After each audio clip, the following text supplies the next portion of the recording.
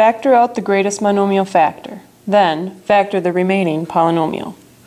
The greatest monomial factor between 50r to the 8th and negative 32r squared is 2r squared.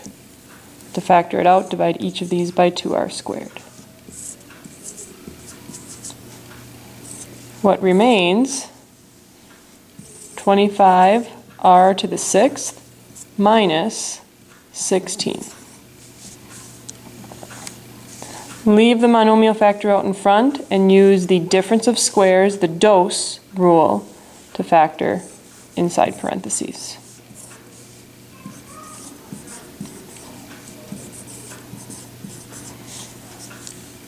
The square root of 25r to the 6th is 5r to the 3rd.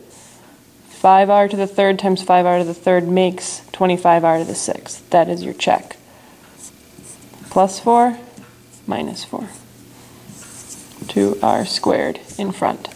Double check that what remains in parentheses is not factorable. This is not. This is not. This is your final answer.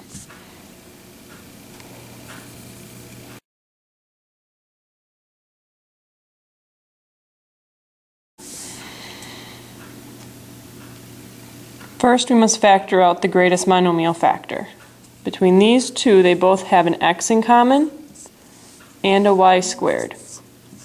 That is the monomial factor that goes out in front. Left over in parentheses, after we divide each of these by xy squared, here we get 16x to the 4th. Here we get y to the 4th. Now, what remains in parentheses is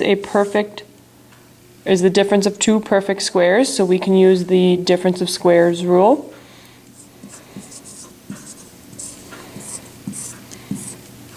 Square root of this is 4x squared.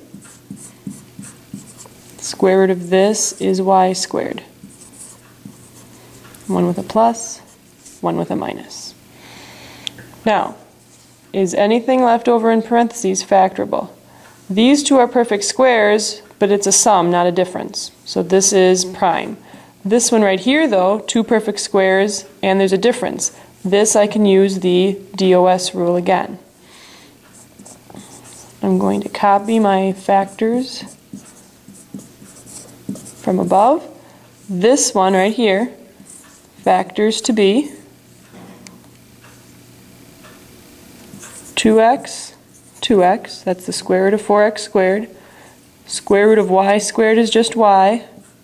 One with a positive, one with a minus. That is our final answer.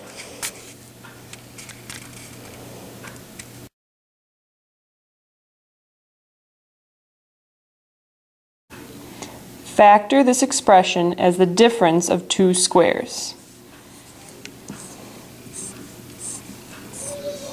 This is a square, and this is a square. So I can use the dose rule, difference of squares. First one, square root of that is just t. The second one, square root of this whole thing right here is t minus 1. Using the difference of squares rule, here they're being added, here they're being subtracted. You need to be very careful right here though. I'm subtracting the quantity t minus 1. If I do not put parentheses here, I will have an error with my negative signs. So let's clean this up a little bit. The first set of parentheses, t plus t is 2t minus 1. I'm just combining like terms. Right here is a little more difficult. I have, if I bring it off to the side, t minus 1. If I distribute that negative, I have t minus t plus 1. So this whole thing simplifies into 0 plus 1, so it's just 1. Now this whole thing I can clean up even more because 2t minus 1 times 1 is just 2t minus 1.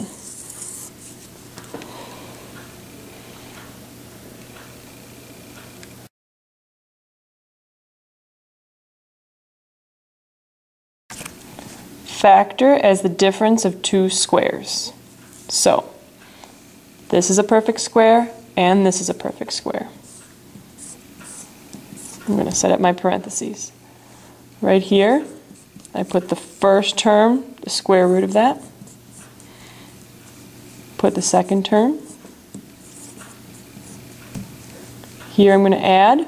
Here I'm going to subtract. Remember, if I'm subtracting a quantity, both a and minus 1 here are being subtracted. I need to use parentheses. I don't need to use parentheses here because it's an addition sign. Let's simplify what's inside. Clean it up a little bit. A plus a is 2a. 1, negative 1, I have plus 0. Over here, I'm going to distribute the negative. So I have negative a, and right here I have plus 1. So a and negative a make 0. 1 plus 1 is 2. So really I have 2a times 2. I have 4a.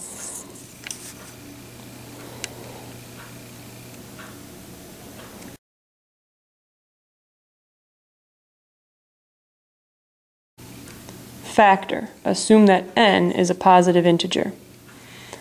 This is a difference of squares, the DOS rule. Okay, this is a perfect square. It's x to the n squared. And 25 is a perfect square. We know that it's 5 squared. So it is 2 squares being subtracted. So I can factor using the DOS rule. Right here, I'm going to take the square root of 2n. That's just x to the n. Second one goes in the back. First one I'm going to add. Second one I'm going to subtract.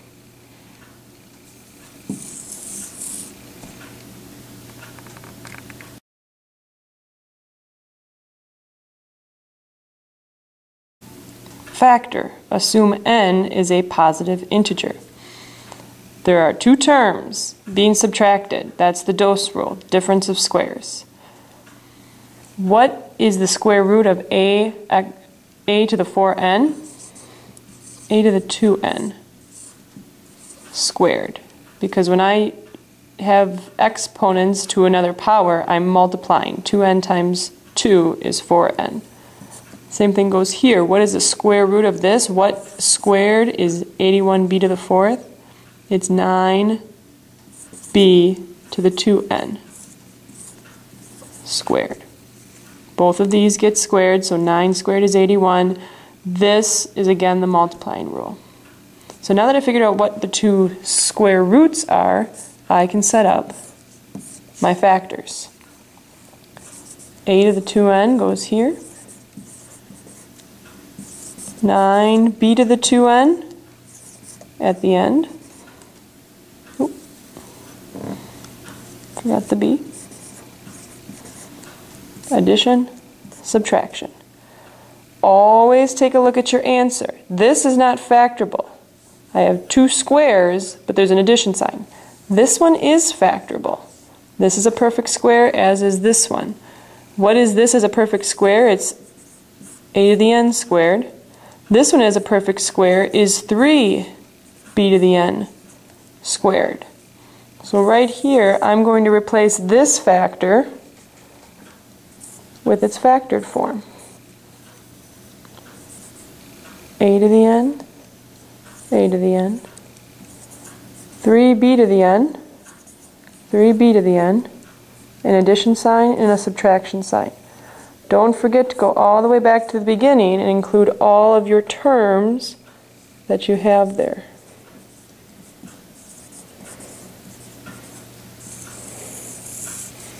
Final answer.